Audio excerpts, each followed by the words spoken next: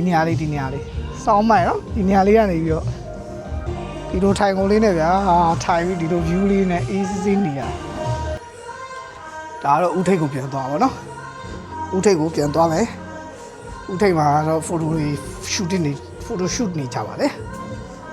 ဒီကနေလည်းထွက်လို့ရပါတယ်ထွက်လို့တော့မရဘူးလေကားမရှိဘူး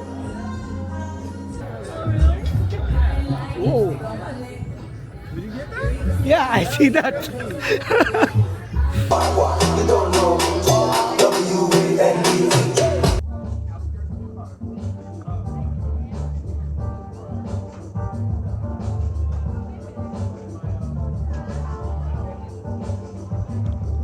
Hello အားလုံးပဲမင်္ဂလာပါ M5 vibe ကနေပြန်လဲကြိုဆိုလိုက်ပါတယ်ခင်ဗျာဒီနေ့ပေါ့နော်ထူးထူးခြားခြားလေးကျွန်တော်တို့ဒီမိတ်ဆွေတွေဒီနေ့photographer တွေရော model တွေရောဒီနေ့တင်မောတစ်ခုပေါ်မှာ meet up ဖြစ်တယ်ပေါ့နော်အဲ meet up ပွဲလေးမှာဒီနေ့အမှတ်တရလေးပေါ့နော်ဟိုလဲတခြားကိုအတီတွေကိုတငယ်ချင်းတွေဒီမှာဘယ်လို chill လုပ်လဲဘယ်လိုလေးတွေ easy ဖြစ်လဲဆိုတာလေးစိတ်ဝင်စားရင်လိုက်ပြီးတော့ကြည့်လို့ရအောင်ခံစားလို့ရအောင်ဒီနေ့ဒါလေးတင်ဆက်လိုက်ပါတယ်ဆိုတော့နေရာတော့ view ကတော့တော်တော်မိုက်တယ်ဒီမိုးကြီးကထွက်လောက်ဘူးတော့ထင်တယ်ကျွန်တော်ထင်တယ်အားနဲ့တူလဲဆိုတော့ကျွန်တော်ဘူတော်သားဆိုတော့ဘူတော်ကန်းနဲ့တူတယ်ဘူတော်ကန်းထတော့ပူလာပါတော့ဒီမိုးကြီးအဲ့လိုဒီဒီမိုးအဟောင်းကြီးပဲဗျမိုက်တယ်အဲ့ကောင်လေးပြမှာပေါ့နော်အဲ့ကောင်လေးမိုက်တယ်ဒီနေ့အဲ့ဟာလေးကိုလိုက်ကြည့်မယ်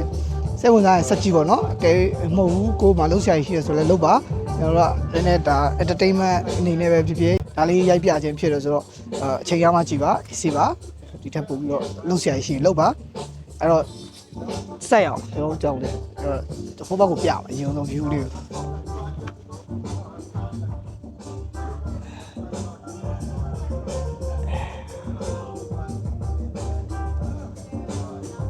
တင်မောကြီးကတော့ကျွန်တော်တို့ဒီနေ့ဒီတင်မောကြီးနဲ့ဒီတင်မောကြီးပေါ်မှာပေါ့နော် Bangkok Island ဆိုပြီးတော့โอเคနေ့ဒီတင်မောမှာ easy chill မယ်ကျွန်တော်တို့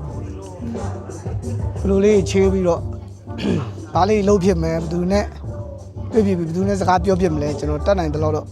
ဒီຢာလေးနဲ့ရိုက်နေပေါ့နော်တခြားလဲ photo လေးတွေရိုက်ဖို့ရှိတော့အရင်ကြီးတော့လည်းအများကြီးကောက်နိုင်မှာမဟုတ်နည်းနည်းပေါ့နော်တင်မောကြီးကတော့မိုက်တယ်ကျွန်တော်ရန်ကုန်ကတင်မောကြီးတော့တတိယပါဗျာကမ်းနားမှာအဲ့လိုတင်မောကြီးဆိုအများကြီးပဲနော်အမှန်ငယ်ဒီလိုလေးတွေလုပ်ရင်အများကြီးပုံမိုက်ဒါပေမဲ့ကိုရီးမား foreigner အဝင်နည်းနည်းကျဲသွားတော့နည်းနည်းတော့တိုင်ပတ်လို့နော်လောက်ရတာဆိုတော့ကဲ okay ဒီပေါ်လေးကိုပြီးခဏနေတက်ပြီးတော့chill up လုပ်ပါမယ်အဲ့တော့မှပဲကျန်တာဆက်ပြမယ် okay စိတ်ဝင်စားရင်ဆက်လက်လိုက်ကြည့်ပါဦး see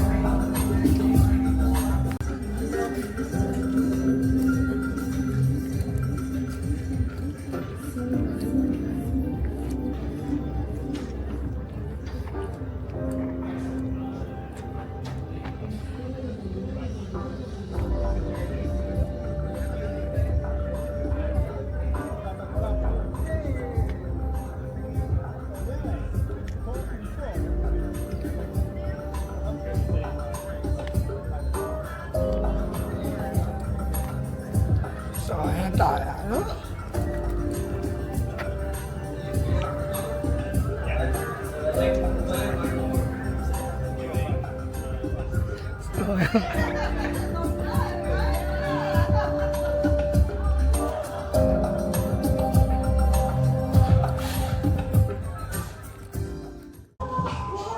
，OK， အပေါ်တစ်ချက်ရှိုးကြည့်လိုက် နော်ပေါ်တစ်ချက်လိုက်ကြည့်ကြည့်လိုက်မိုက်တယ်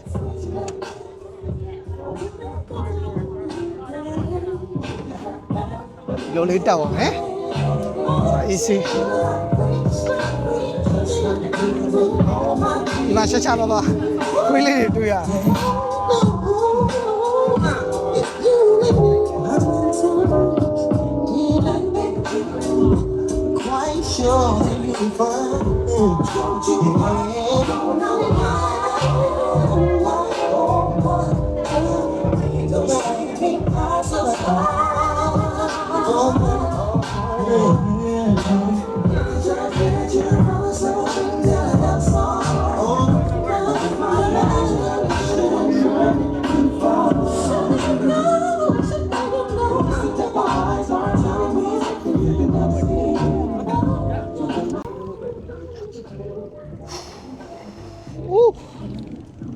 ကောင်းလိုက်တဲ့လေ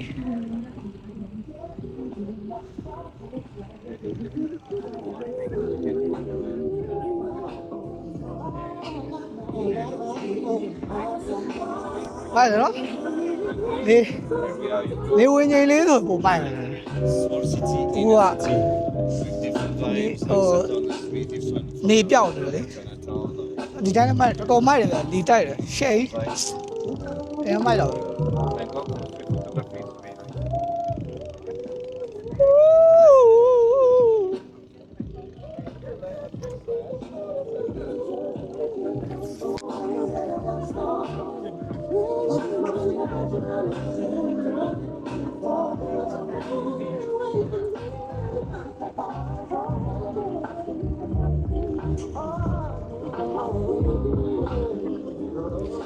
ခါလေးစိတ်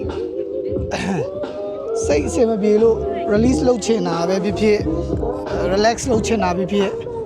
ကို chill ချင်တာဖြစ်ပေါ်တာလေးနဲ့ဘာလို့မိုက်တယ်ဒီတင်မောကထွက်တဲ့အခါလဲထွက်တယ်ပြောတယ်မေးကြည့်တော့လေနော်ထွက်တဲ့အခါကျရင်တော့သူတို့အချိန်လေးနဲ့သူသတ်မှတ်ပြီးတော့ကျွန်တော်ဟိုပါဗျာဘူထောင်ကဟိုပါလို့ပဲဘူထောင်ကတင်မောကြီးကျွန်တော်တို့ကဘုတ်ပါတီလုပ်တယ်လို့တင်မောမျိုးပဲပေါ့နော်အဲ့လိုတင်မောသေးလေးနဲ့ကျွန်တော်မြို့ဝါတီထွက်ပြီးတော့ဒီကောင်ပြန်လာတယ်ပေါ့နော်အဲ့လိုမျိုးဆိုဈေးတစ်မျိုးပေါ့ဒီနေ့ကတော့ကျွန်တော်ထင်တယ်ဒါ photographer အနေနဲ့ model ကြီးပဲခြေလုပ်ဖို့အတွက်ဒီတိုင်းယူထားတယ်ထင်တယ်နော်မသွားတော့ဘူးဒီနေ့ကတော့မသွားဘူးဆိုတော့ကျွန်တော်ဒီတိုင်းပဲပေါ့ဒီတိုင်းပဲနေရာလေးရှောက်ရှိုးတော့โอเคအော်ဘာပြအောင်ဘာတော်တော်မိုက်တယ်ဗျာ Yeah. For sure. Woo. Fuck the competition, nigga. Yeah. Fuck niggas spark the weed up. Shit is all down the back. Real niggas to intervene. The innocent. I'm in the jail. You fucked up in this bitch. That's on me. Pop the yappers, fuck the yappers. Sell my cottage, nigga. We take that on me. Like, they were professional, but I think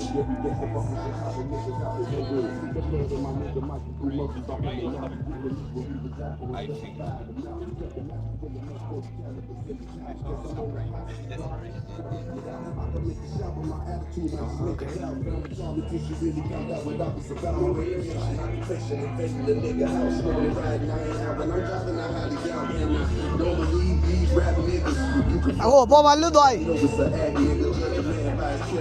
Not by his luck, just energy. I never kiss niggas, I shot myself. Gangsta G, number one, nigga, bullet. And he guns, take the shots in my bullet. Make the run, make your motherfuckers bleed.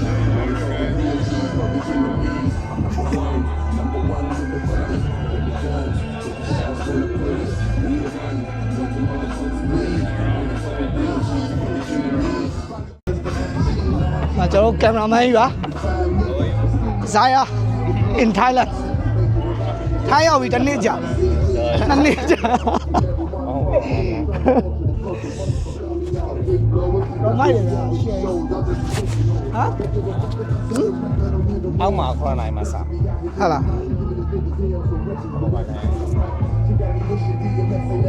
Okay see you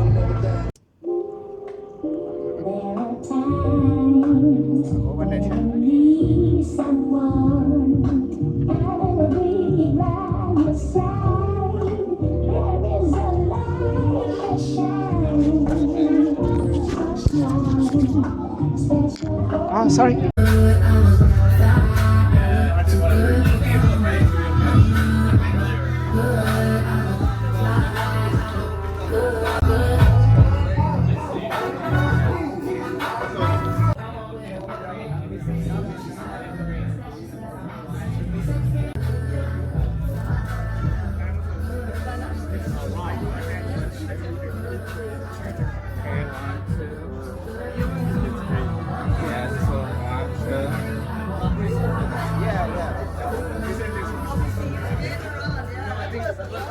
just get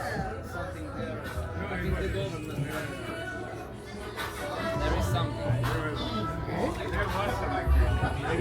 And now it's okay.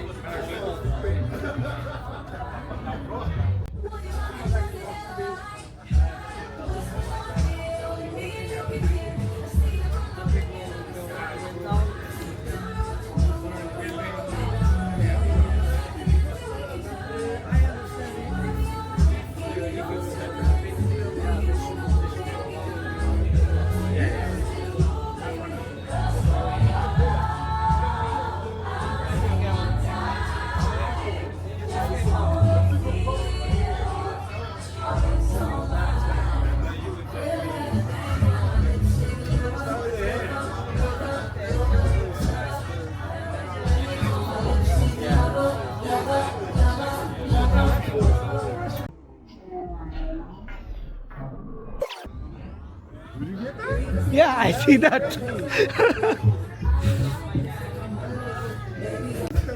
So ကဘိုင်ပြရလေကျွန်တော်တို့ဘုံကနာဘုံပါတီကြီးတော့သတိရတယ်မိုက်တယ်ဟိုပါလေးတဲ့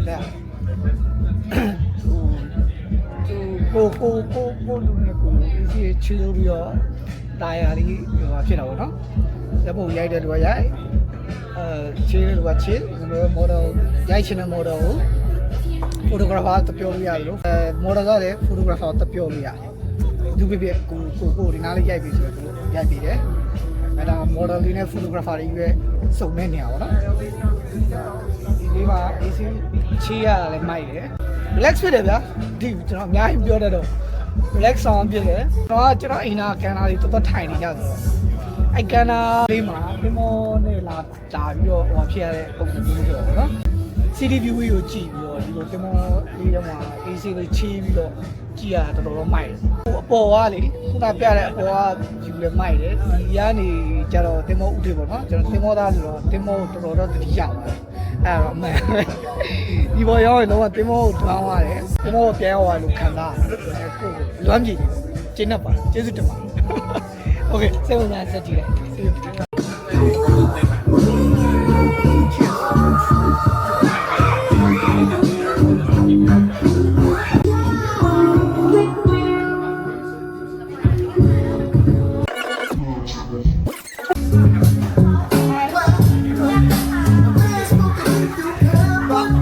ဘာဆောက်လဲရပါဘာနဲ့လဲဆောက်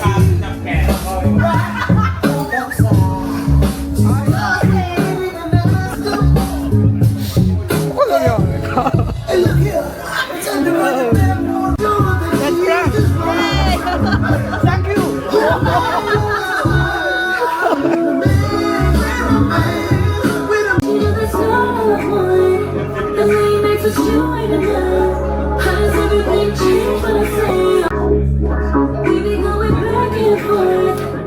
Acting like you're so unsure, but every time you I really wanna know what's a girl to do. Yeah, sometimes I wanna quit it all, but with you I can't choose. Got me on one. What to do? Oh yeah, sometimes I wanna quit it all, but with you I can't choose. Okay, let's go around. You say you want it bad, but I can't get enough. I'm with your number when I'm with you, I'm busy. It's forbidden food on apple juice. Can I sip on the cup? Mix it once in 1942 and I'm Well, easy ထိုင်လို့ရတယ် just wide open. It's the ocean. I'm just supposing that you give it to me and just me only. Yeah, girl, you chosen. Get up and you just wide open. It's the ocean. I'm just supposing that you give it to me and just me only.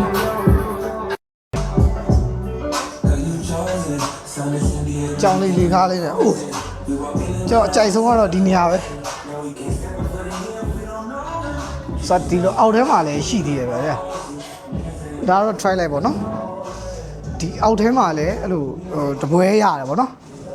ပုံမှန်ဆိုအဲ့လိုအဲ့ခံပဲ sorry ဒီအောက်မှာဆိုလဲဘာညာပွဲတွေလုပ်လို့ရှိရင်တော့များဒီမှာ stage ပါရှိဒီမှာပါ photo studio ပဲလားဟုတ်ဘူး ambulant တွေပဲလုပ်တာလား Oh, Dimana is like a stage concert. concept storyline. ဟိုကတော့ Amplet ပဲ Yeah, I think Hello. life story. အော်လေးကတော့မိုက်တယ်သူကသူအဲ့လိုဟိုလေးနဲ့ concept လေးတော့ပွဲသေးလေးတော့ကောင်းကောင်းရနော်နော်ဒီမှာပွဲလို့အသေးလေးတော့ကောင်းကောင်းငန်းပါညာညာရမတက်ချင်နေရတယ်အများကြီးအဲကျောင်းလေးလေးကားလေးကတက်ပြဘယ်တော့ဘယ်တော့မသိရင်တက်ကြည့်ရမယ်ဟောလေဒီအပေါ်ထက်ကိုနောက်ဦးထိပ်ကျွန်တော်တို့ငါရဲတဲ့ဦးထိပ်ကိုရောက်တာဆိုတော့အလုံးကအကြိုက်ဆုံးနေရတယ်ကိုပြဟောကားကြိုက်ဆုံးနေရတယ်ကိုပြဒီနေရာလေးတော့ဒီမှာဗျာထိုင်ကုန်လေးနဲ့ထိုင်ပြီးတော့ဒီလို view ကြီးကိုအေးစေးထိုင်ရှိုးရတဲ့ free อ่ะဟာပါကျွန်တော်ထိုင်ကြည့်ပဲဗျာOh my god လုံးဝစောင်းမိုက်တယ်ဗျာရှိုးလိုက်အောင်ပဲ Oh ဟိုင်ယာ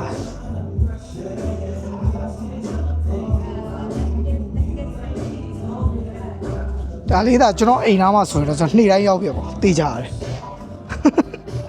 ငကိုတွေကပင်မောသားလည်းဖြစ်တယ်ဆိုတော့လေနော်ကျွန်တော်ရေကြိုက်တယ်ငါဆိုတော့ရေကြိုက်တာလားတဲ့โอเคညာလေးမှတ်တယ်နော်ဘော်ရိုင်းဘလို့ခံစားရလဲတော့မသိဘူးကျွန်တော်ကတော့လုံးဝ fresh လုံးဝ relax ဆောင်းဖြစ်တယ်မိုက်တော်တော်မိုက်ဒီမှာအကြာကြီးဒါအဲ့လိုထိုင်နေရလုံးဝ share အခုတော့ဘာညာဖူတူရိုက်ဖို့လေးရှိတော့နည်းနည်းတော့စိန်ခံလို့မရအောင်နည်းနည်းထွက်ရိုက်လိုက်ပါနော်โอเคပြီးရင်နည်းထပ်လိုက်ပြပါနော်ဒါကတော့ဦးထိပ်ကိုပြန်သွားပါနော်ဦးထိပ်ကိုပြန်သွားမယ်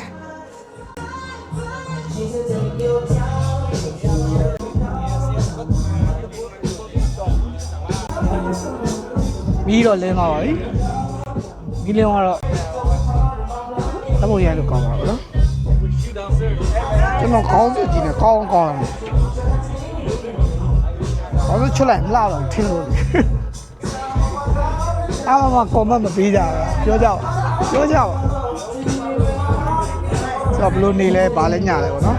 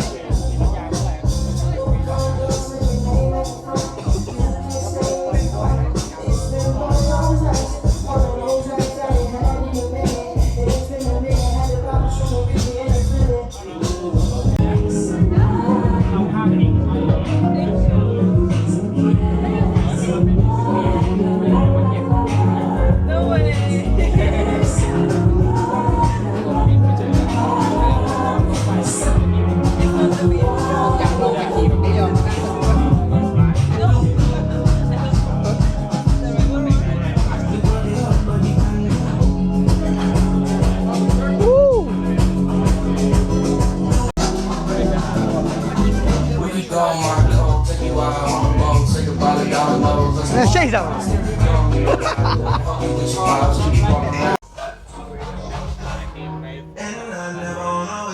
ှောင်း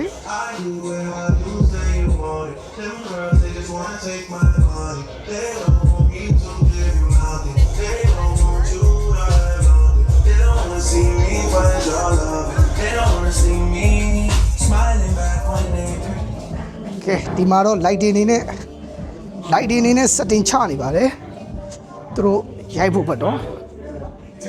တဲ့လား lighting sound မှတ်ပါပြီ And I think this one is nice to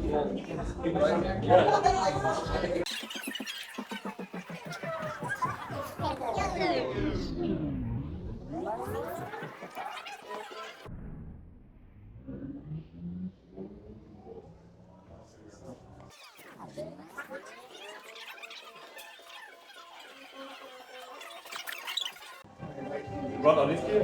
Yeah. Oh, that's good. ဒါတော့ photographer တွေပေါ့နော်ထိုင်ပြီးတော့ lighting တွေ setting တွေဘာညာချိန်နေပေါ့နော်သူတို့မီးတွေဘာတွေညာတွေခုနဆက်ကလေးက smoke ဆက်ကလေးပေါ့နော် I've been using camera for a big already. Oh, so you're like, you know what, I'm coming to One go for the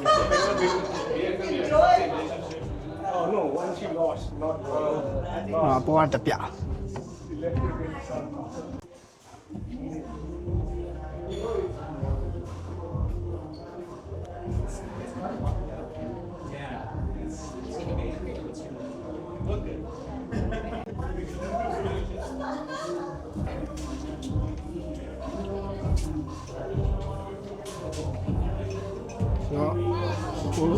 ပေါ်ပြန်သွားကြမယ်လေနော်ဒီမှာသူတို့ setting လေးချ setting လေးချပါညာပေါ့နော်ဆိုတော့ကျွန်တော်ပေါ်ပြန်တက်လိုက်မယ်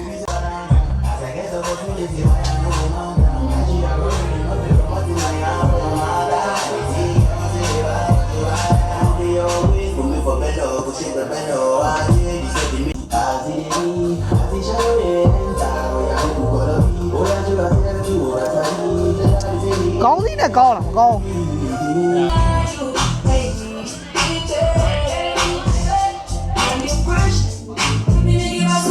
ကဲဆိုင်လာသူကြောက်ပါဒီတော့ဖြတ်ချပြီအဲ့နာဆောင်းမိုက်လို့ဘလကလည်းထားတယ်ထိုင်ရှိုးရောပဲ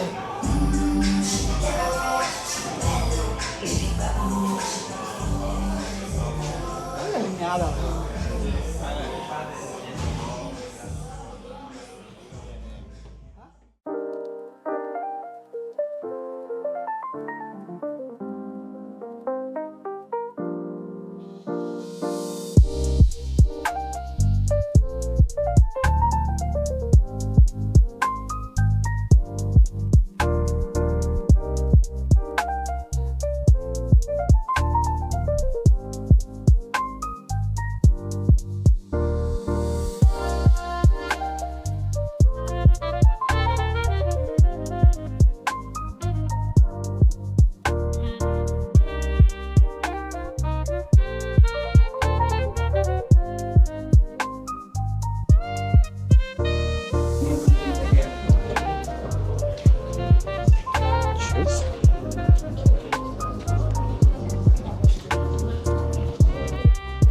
ဒီမှာလည်းပူတယ်နော်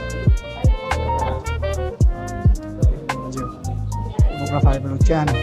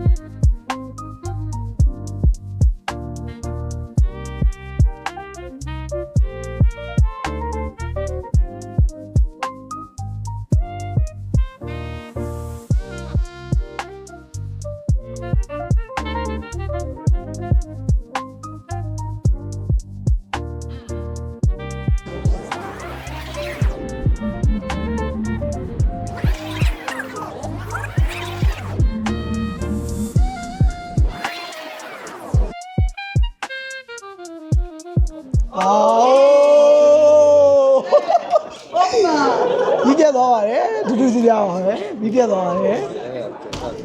ဝိုင်းတော့မြန်မာပြည်ကိုတတိယအောင်လုပ်တာပါချက်ချင်းမင်းပါမြန်မာပြည်ကိုတတိယအောင်လုပ်တာပါဒါတော့နော်ဒူးဒူးစီရတယ်ပေါ့နော်မတန်းဘူး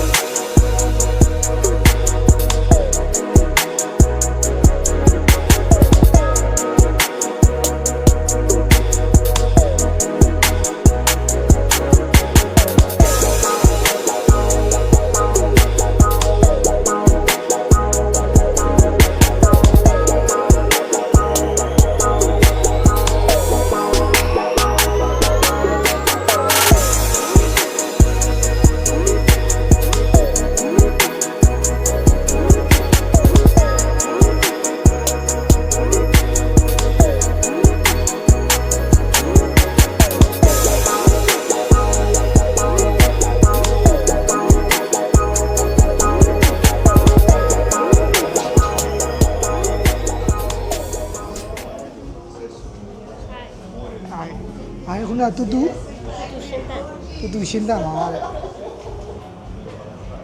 တူတူရှင်းတတ်ပါ small တော့ပါလေ lace လို့လည်းခေါ်ပါတယ် lace lace L A LAC L E C LAC L A C or lace okay nice to see lace you လို့ပဲခေါ်တာ M ငါလေး M ငါလေး M ငါလေး wow good name yeah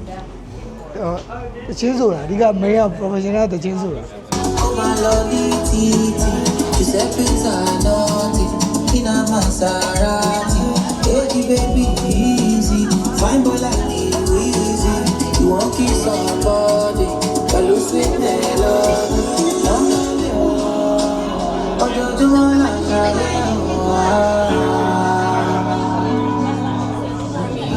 lucky you, oh no motive over love. I just want to be here.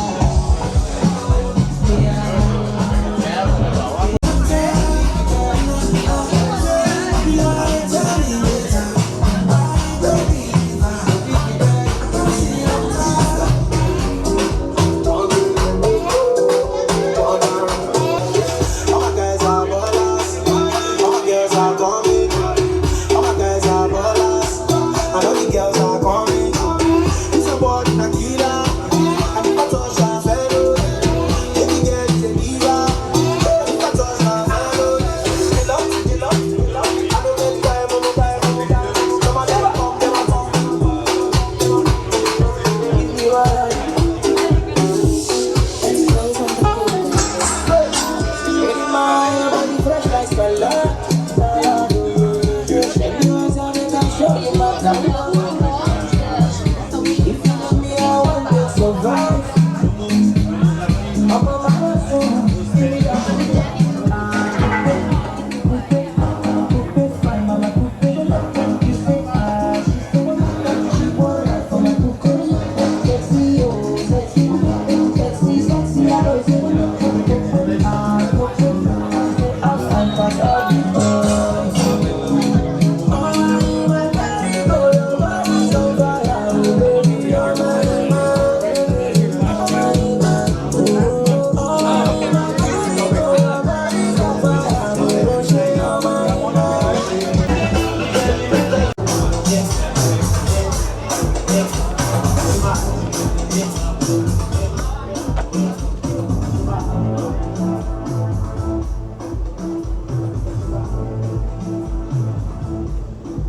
wow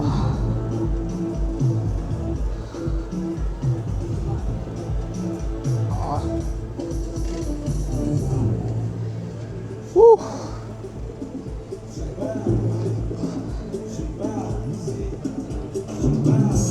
Yeah, wow. My day, 5 layer, how to double yes, yeah. Those yes, yeah, low, bro. So we don't need a part of it, yeah.